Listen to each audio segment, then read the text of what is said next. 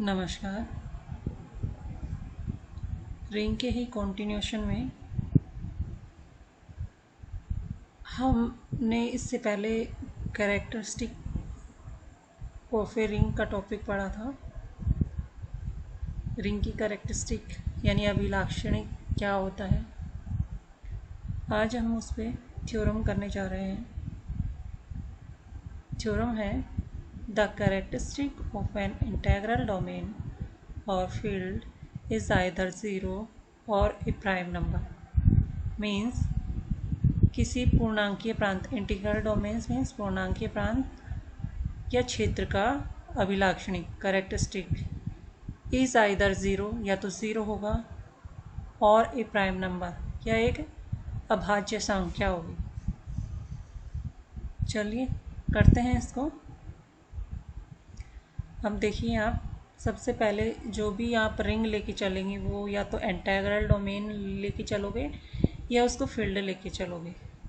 तो दोनों ही केसों में हमें क्या प्रूव करना है कि या तो उनका जो कैरेक्टरिस्टिक होगा वो ज़ीरो होगा या जो भी कैरेक्टरिस्टिक आएगा वो एक प्राइम नंबर होगा।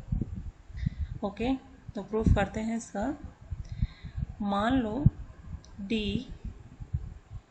प्लस मल्टीप्लिकेशन, ये पूरा एक बीजीय निकाय, ये क्या है अपना इंटीग्रल डोमेन यानी पूर्णांकीय प्रांत है, जिसका अभिलाक्षणिक क्या है। हमने कोई संख्या ले ली p। p क्या है, क्या होना चाहिए मेरा, एक अशून्य संख्या होनी चाहिए, नॉन ज़ीरो। ठीक है, क्योंकि जब भी अभिलाक्षणिक यानी कैरेक्टरिस्टिक की बात चलती है तो हमारा धन पूर्णांक की हम बात करते हैं, तो धन पूर्णांक लेना है। धन पूर्णांक ज़ीरो तो नहीं होता, ज़ीरो से बड़ी संख्या लेनी है हमें धन पूर्णांक में, और पूर्णांक होना चाहिए वो। ठीक है, तो इसलिए हमने मान लिया कि जो हमारा ये डोमेन है d प्लस मल्टीप्लिकेशन, ये पूर्णांक के प्रांत है, इसकी कैरेक्टरिस्टिक मान ली p। ओके, अब देखिए, हमें यदि मैंने कैरेक्टरिस्टिक p मान ली तो हमें प्रूफ क्या करना है कि वो क्या होना चाहिए, प्राइम नंबर। इसके विपरीत हम मान के चलते हैं कि जो मेरा p है वो अभाज्य संख्या नहीं है। किसी चीज़ को बाद में हम असत्य ठहराएंगे और हमारा अपने आप प्रूफ हो जाएगा कि p अभाज्य है। ओके, ठीक है, तो संभव हो तो मान लीजिए कि d प्लस मल्टीप्लिकेशन का अभिलक्षण p अभाज्य नहीं है।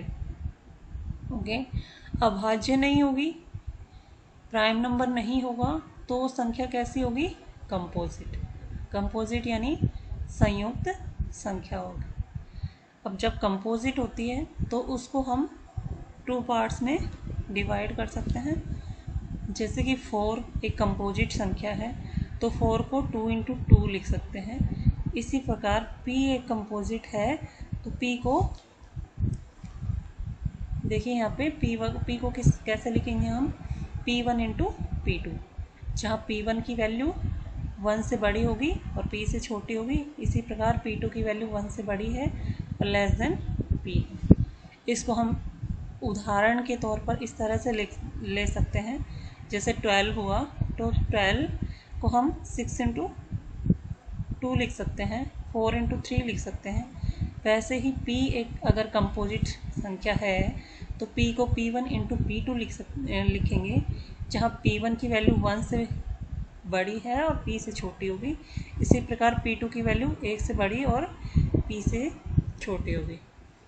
तो चलिए, अब क्योंकि जो डोमेन d मान के चल रहे थे, ये वाला डोमेन, इसका अभिलक्षण हमने क्या माना था, p। क्या कैरेक्टरिस्टिक मानी थी हमने, अभी मानी थी हमने कि इसका कैरेक्टरिस्टिक p होगा। अब आप इससे पहले वाले चैप्टर में हमने पढ़ाया था कि डोमेन का कैरेक्टरिस्टिक क्या होता है। डोमेन का कैरेक्टरिस्टिक एक ऐसी संख्या n होती है जिसे हमें यहाँ पे p से लिखा है, वह संख्या n, उसकी मल्टीप्लिकेटिव आइडेंटिटी e ये क्या है, मल्टीप्लिकेटिव आइडेंटिटी है डोमेन डी की, गुणात्मक तत्समक भी कहेंगे इससे, गुणात्मक तत्समक है ये डोमेन डी का। तो यदि मैं P इंटू ई करूँ तो मेरा आंसर क्या आना चाहिए, 0, तभी P क्या होगा, D का अभिलाक्षणिक। चलिए ठीक है, ये हो गया परिभाषा से कि D का अभिलाक्षणिक यदि P है तो ये इम्प्लाइज करेगा कि P इंटू ई क्या होना चाहिए मेरा, 0। तो देखिए P की जगह ये वाली वैल्यू पुटअप कर दो, P1 इंटू P2 लिख दिया अपन ने, यहाँ पे P की जगह डॉट ई लिखा इज इक्वल टू 0। अब देखिए ई है ना, ई गुणात्मक तत्समक है, गुणात्मक तत्समक को 2 बार गुणा करूँ तो भी वही ई ही मिलेगा, ई इंटू ई करूँ तो भी ई ही मिलेगा। तो ई को ई इंटू ई लिख लो, कोई फ़र्क नहीं पड़ता। तो अपन ने इसको ऐसे लिखा है, ये तो ऐसे में, और ई को 2 बार लिख दिया, ई इंटू ई। जिस प्रकार 1 को 1 इंटू 1 करते हैं तो भी वो 1 ही रहता है, इसी प्रकार ई को ई इंटू ई कर दिया तो P1 P2 E into E is equal to 0। इस सब चीज़ों को हम अब यहाँ पे देखिए बंटनता के नियम से, क्योंकि रिंग में बंटनता का नियम फॉलो होता है, तो बंटनता के नियम से हम इसको इस तरह से लिख सकते हैं, P1 इंटू ई P1 ई इंटू P2 ई, इस प्रकार लिख सकते हैं, इज इक्वल टू 0। अब देखिए जब इस प्रकार P1 E into P2 E is equal to 0 हो जाता है तो या तो P1 ई की वैल्यू 0 होगी या P2 ई की वैल्यू 0 होगी। ऐसा क्यों होगा, क्योंकि जो डोमेन होता है, पूर्णांकीय प्रांत होता है, उसकी परिभाषा होती है कि एक commutative ring with unity without zero divisor, यानी एक ऐसा क्रम विनिमय तत्समकी रिंग मतलब उसमें गुणात्मक तत्समक विद्यमान हो और उसमें शून्य के भाजक नहीं होने चाहिए। तो शून्य के भाजक की परिभाषा थी कि a इंटू बी यदि 0 हो जाए तो इसका ये इम्प्लाई करेगा या तो a 0 होगा या b 0 होगा। तो क्योंकि मेरा डोमेन D, ये जो डोमेन लेके चल रहे हैं, ये पूर्णांकीय प्रांत है आपका, तो पूर्णांकीय प्रांत में शून्य के भाजक नहीं होते, तो इसीलिए यहाँ पे 2 नंबर्स की मल्टीप्लिकेशन 0 आ रही है, तो इन दोनों में से एक का 0 होना आवश्यक है, या तो ये P1 E 0 होगा या P2 इंटू ई 0 होगा। ठीक है, अब देखिए इससे पीछे वाली स्लाइड में P1 E is equal to 0 होगा, इसका मतलब क्या हो गया कि हमें P1 एक ऐसा नंबर मिला है जिसकी मल्टीप्लिकेटिव आइडेंटिटी E, गुणात्मक तत्समक E के साथ गुणा करने पर 0 प्राप्त हो रहा है। इसी प्रकार P2 एक ऐसा नंबर मिलेगा जिसकी E के साथ गुणा करने पर हमें क्या प्राप्त हो रहा है, 0। तो इस प्रकार P1 भी D का अभिलाक्षणिक हो गया और P2 भी D का अभिलाक्षणिक हो गया। अब देखिए, और हम मान के चले थे कि P है वो D का अभिलाक्षणिक है, और अभिलाक्षणिक यानी कैरेक्टरिस्टिक क्या होती है, वो न्यूनतम धनात्मक पूर्णांक मतलब लिस्ट पॉजिटिव इंटीजर्स होता है, जिसकी मल्टीप्लिकेटिव आइडेंटिटी E के साथ गुणा करने पर क्या दे, 0। लेकिन यहाँ पे तो उल्टा हो रहा है, P1 और P2 तो P से भी छोटे आ गए। इसका मतलब ये जो हमने माना था कि P अभाज्य संख्या नहीं है, ये हमारा यहाँ पे गलत सिद्ध होता है। तो देखिए पूरा लिखा हुआ है यहाँ पे, D का अभिलक्षण कैरेक्टरिस्टिक या तो P1 होगा या P2, परंतु P1 एंड P2 प्रत्येक P से छोटा धनात्मक पूर्णांक है, अतः D का अभिलक्षण P नहीं हो सकता। अगर P1 और P2 दोनों धनात्मक पूर्णांक D के अभिलक्षण हो रहे हैं तो P कैसे हो सकता है, P तो इन दोनों से बड़ा है। लेकिन हम मान के चले थे कि D का अभिलक्षण P है, तो जो हमने शुरू में माना था कि p अभाज्य संख्या नहीं है, ये हमारे यहाँ पे गलत सिद्ध होती है, अर्थात p एक अभाज्य संख्या होगी। ओके, यदि d का अभिलक्षण 0 है, ये तो अभाज्य संख्या वाली बात थी कि उसका अभिलक्षण हमने p माना था और p को हमने सिद्ध करना था कि वो अभाज्य संख्या। उसमें दूसरी बात भी लिखी है, या 0 भी हो सकता है, किसी पूर्णांक के प्रांत का अभिलक्षण है। तो ये किस तरह के प्रूव करेंगे? इसको प्रूव करने की आवश्यकता नहीं है, क्योंकि यदि d का अभिलक्षण 0 है तो प्रमेय को सिद्ध करने की आवश्यकता नहीं है। क्यों नहीं है? क्योंकि 0 की e से मल्टीप्लाई करोगे 0 आएगा for all x belongs to d। Okay, next, ये एक एग्ज़ाम्पल है आपका जो आपके उदयपुर यूनिवर्सिटी में आया हुआ है। अच्छा एग्ज़ाम्पल है, देखिए क्या इसमें करना है। ये show that the set of all matrices of the form, इस टाइप की मैट्रिसेस है ये 0a 0b where a and b belongs to R is a ring for a matrix addition and multiplication. Is it without zero divisor? देखिए यहाँ पे दो बातें आपको प्रूफ करनी है। आपको set of all matrices of the form, इस टाइप की मैट्रिसेस आपको दे दी है। ये एक तरह से सेट है, सेट ऑफ मैट्रिसेस है, मैट्रिसेस का समुच्चय है जिनमें मैट्रिक्स किस टाइप की होगी? इस टाइप की 0a 0b। a और b दोनों कहाँ से है? मेरे रियल नंबर यानी वास्तविक संख्याएं होंगी।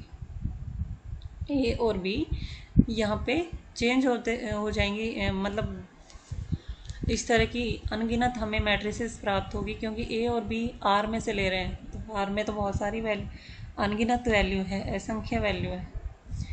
तो ये पूरा एक सेट है मैट्रिसेस का, जिसका ऑर्डर क्या है? कोटि। यहाँ पे मैट्रिसेस की कोटि कितनी है? 2। मैट्रिसेस को हिंदी में आव्यूह भी बोलते हैं। तो देखिए हमें क्या सिद्ध करना है? Show that set of all matrices of the form is a ring. हमें इसको सिद्ध करना है कि ये सेट ऑफ मैट्रिसेस रिंग होगी। कौन रिंग के लिए 2 ऑपरेशन जरूरी है, तो कौन से ऑपरेशनों के साथ? Matrix addition and matrix multiplication. यानी जो एडिशन हम मैट्रिसेस में करते हैं, 2 मैट्रिक्स को किस तरह से ऐड करते हैं वो ऑपरेशन, एंड दूसरा हो गया मैट्रिक्स मल्टीप्लिकेशन, यानी 2 मैट्रिसेस को गुणा करते हैं, तो वो वाला ऑपरेशन हो गया। और आप ये 12th में भी एंड फर्स्ट ईयर में आप पढ़ के आए हो कि किस तरह से मैट्रिसेस को ऐड करेंगे, मल्टीप्लाई करेंगे।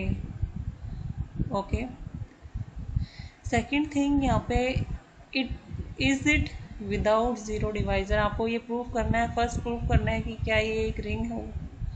सेकंड आपको प्रूफ करना है कि क्या यह रिंग विदाउट ज़ीरो डिवाइज़र, मतलब उसमें शून्य के भाजक होंगे या नहीं, ये प्रूफ करना है। क्या वह शून्य भाजक रहित है? ओके, फर्स्ट थिंग हमारे पास हमें मैट्रिसेस का सेट दिया हुआ है, ये वाला। ओके, और हमें उन पे ये ऑपरेशन लगाना है, एडिशन एंड मल्टीप्लिकेशन, और देखना है कि ये ऑपरेशन परिभाषित है, वेल डिफाइंड है कि नहीं है। ठीक है, तो किस तरह से करेंगे हम इन्हें वेल डिफाइंड? यहाँ से हम इस प्रकार के 2 मैट्रिसेस उठाएंगे, उन दोनों को ऐड करेंगे और देखेंगे कि आंसर भी ऐसा ही आना चाहिए। तो देखिए, मान लीजिए m, ये माना है m, इस तरह से ये क्या है? m सेट ऑफ मैट्रिसेस है। कैसी मैट्रिसेस है? इस टाइप की मैट्रिसेस है, 2 क्रॉस 2 ऑर्डर की, जिसमें ये 2 फर्स्ट दोनों एलिमेंट 0 0 होंगे एंड a और b की वैल्यू चेंज होती रहेगी, जिस प्रकार आप a और b की वैल्यू r से उठाते रहेंगे। जैसे मैंने a की वैल्यू 1 उठा ली, b की वैल्यू 2 उठा ली, तो ये मैट्रिसेस हो जाएगी 0 1 0 2।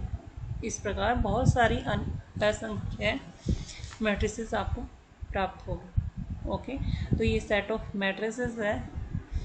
अब यहाँ पे दो अपन ने, क्योंकि हमें मैट्रिक्स एडिशन एंड मल्टीप्लिकेशन करना है सबसे पहले, तो हम दो यहाँ पे सेट ऑफ दो मैट्रिसेस ले लेंगे, अल्फ़ा एंड बीटा। अल्फ़ा जहाँ पे मेरा 0 0 ए बी हो जाएगा, and beta 0 0 C and D हो जाएगा, जहाँ A B and C and D ये चारों एलिमेंट हैं। ये कहाँ से लेंगे हम?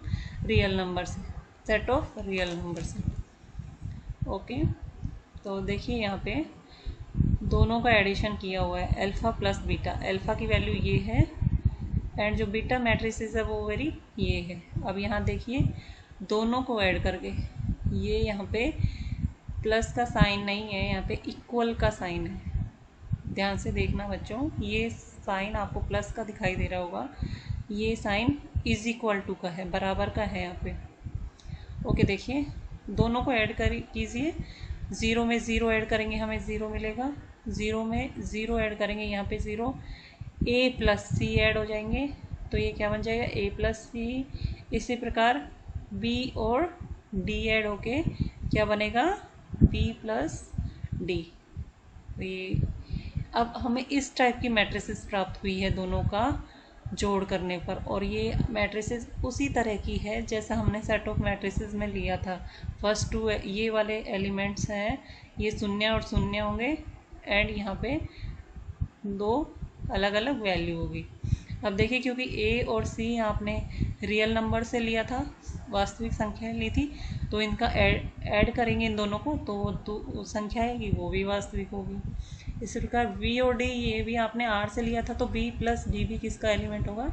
आर का, यानी रियल नंबर का। ये तो था हमारा एडिशन। इसी प्रकार हम मल्टीप्लिकेशन देखेंगे। मल्टीप्लाई कैसे करेंगे? ये अल्फ़ा ले ली मैट्रिसेस, ये बीटा ले ली, इनको मल्टीप्लाई कैसे करते हैं? फर्स्ट रो, इधर से फर्स्ट रो उठाया अल्फ़ा का, इधर से फर्स्ट कॉलम, तो 0 इंटू 0 प्लस ए इंटू 0, ये टोटली क्या बन जाएगा? 0। फर्स्ट मेरा आया 0। सेकंड देखिए 0 into C is equal to 0 plus A into D, क्या आएगा टोटल? ए डी, तो ये ए डी आ गया। इसी प्रकार 0 बी की इस फर्स्ट कॉलम से मल्टीप्लाई करोगे तो 0 देगा ये, एंड 0 बी की इस कॉलम से मल्टीप्लाई करोगे तो ये बी इंटू डी यानी बी डी देगा, तो ये आ गया बी डी। तो ये देखिए इस प्रकार की मैट्रिसेस मिली हमें गुणा करने पर, और जिसके फर्स्ट टू ये वाले जो आगे वाले दोनों एलिमेंट हैं ये 0 और 0 है, यहाँ पे A D into A D and B D. क्योंकि मेरा ए और डी रियल नंबर से था, वास्तविक संख्याएं हैं, तो उनकी गुणा भी वास्तविक संख्याएं आएंगी। इसी प्रकार बी और डी भी वास्तविक संख्याएं हैं, तो उनकी दोनों की गुणा बी इंटू डी, ये भी वास्तविक संख्याएं आएंगी। तो ये देखिए ये मैट्रिसेस का सेट बिल्कुल वैसा ही मिला जैसे हम सेट ऑफ मैट्रिसेस लेके चले थे, तो इसलिए ये भी एम में बिलोंग कर जाएगी और ये पहले वाली भी एम में बिलोंग कर जाएगी। अब देखिए हमने ये तो देखा कि दो मैट्रिसेस को उठाया हमने, अल्फ़ा एंड बीटा एम में से लिया, उन दोनों का एडिशन भी किस में बिलोंग कर रहा है? एम में। तो इस प्रकार की जो प्रॉपर्टी होती है वो हमारी क्लोजर होती है।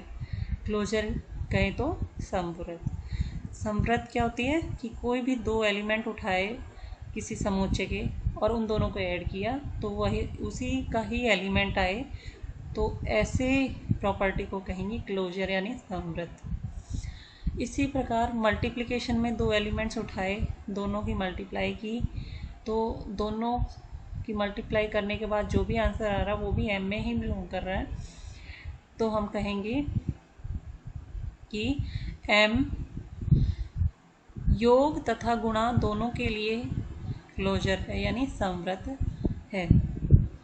तो पहली प्रॉपर्टी हमारी सेटिस्फाई हो गई। हमें रिंग प्रूफ करने के लिए क्या प्रूफ करना है? फर्स्ट हमें प्रूफ करना है कि जो एम है मैट्रिसेस का सेट है वो प्लस के लिए एक क्रम विनिमय कॉम्यूटेटिव ग्रुप हो। एम में से यदि मैं 0 एलिमेंट हटा दूँ, एम मल्टीप्लिकेशन के लिए एक सेमी ग्रुप हो, सामी समूह जिसे कहेंगे, सामी समूह में क्या क्या आता है? फर्स्ट प्रॉपर्टी आती है समृद्ध और दूसरी आती है साहचर्य। ठीक है, तो गुणा के लिए एम में साहचर्य प्रॉपर्टी प्रूफ हो जाएगी। तो यहाँ देखिए साहचर्यता दूसरी चीज़ देखेंगे हम, चूंकि मैट्रिसेस योग एवं गुणन संक्रियाओं के लिए साहचारी है, अतः ये संक्रियाओं एम में भी साहचारी होगी। ओके, आप इस चीज़ को करके देख सकते हैं। 3 मैट्रिसेस ले सकते हैं, उन पे प्लस का ऑपरेशन लगा के साहचार्यता देखिए, एंड मल्टीप्लिकेशन ऑपरेशन लगा के साहचार्यता देखिए। ठीक है, दोनों तरफ से इक्वल ही आपको वैल्यू मिलेगी। तो यहाँ पे ये कहूँ मैं, साहचार्यता योग तथा गुणन संक्रियाओं के लिए मैट्रिक्स पर अप्लाई होगी। ओके,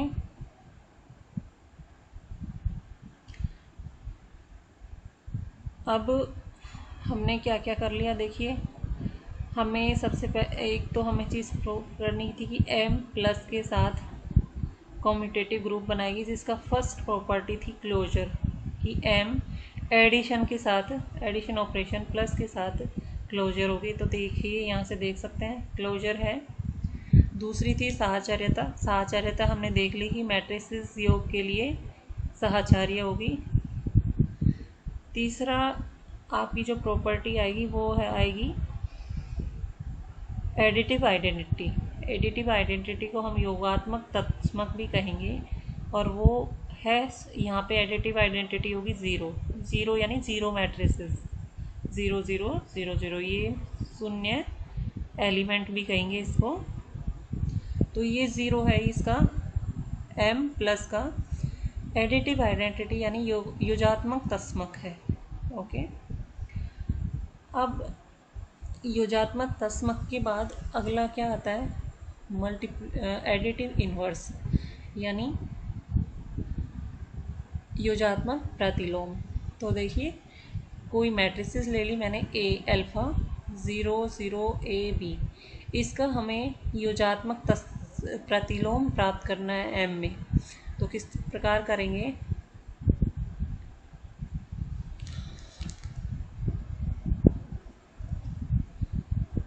ये देखिए इसका योजात्मक तस्मक क्या आएगा?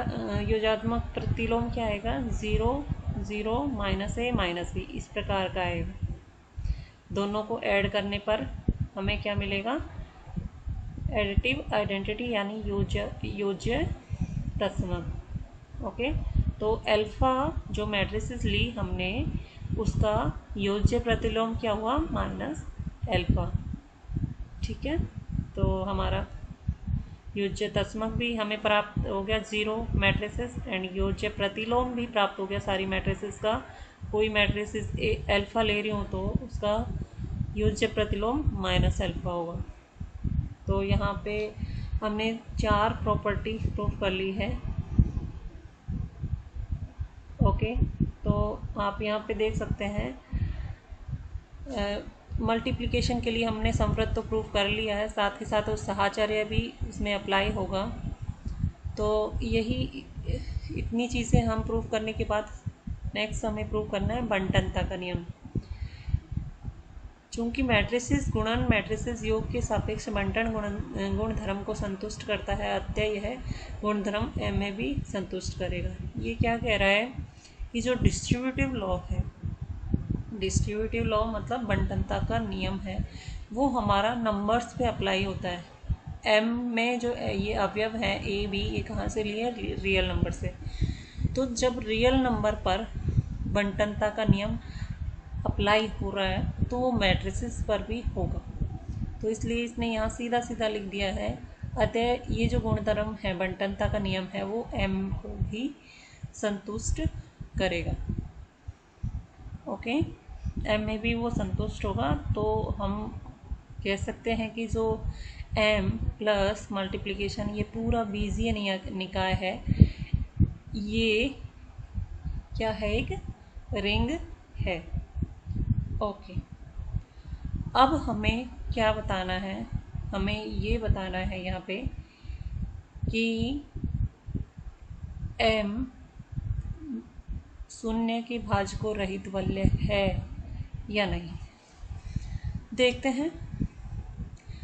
हम देखते हैं कि हमने एक मैट्रिसेस ली है 0 0 0 1, ये 0 1 0 0, ये मैट्रिसेस ली है मैंने एम में से।